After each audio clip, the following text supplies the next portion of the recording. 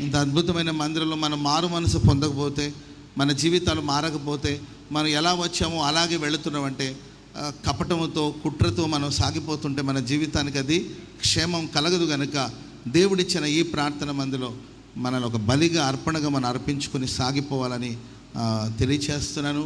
And దేవుని మందిరాన్ని గురించి, నా మందిరము సమస్త జనులకు ప్రార్థనా మందిరం అనబడను రాయబడింది. కనుక ఒక వ్యాపార కేంద్రంలాగా మనం మార్చకుండా దేవుని మందిరంలో ఎల్లప్పుడూ ఆయనకి ప్రార్థన చేసి కృతజ్ఞతాస్తుతులు చెల్లించి దేవుని మందిరంలో ఎల్లప్పుడూ ధూపం దేవుని సన్నిధికి ఎగసి వెళ్ళాలి.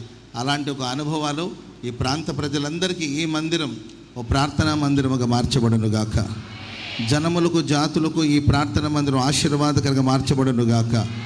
ఈ పరిసర ప్రాంతంలో ఉన్న వాళ్ళందరూ ఈ స్థలంలో వచ్చి ప్రార్థించి తద్వారా కలిగి ఆశీర్వాదాన్ని పొందుదురుగాక. కాబట్టి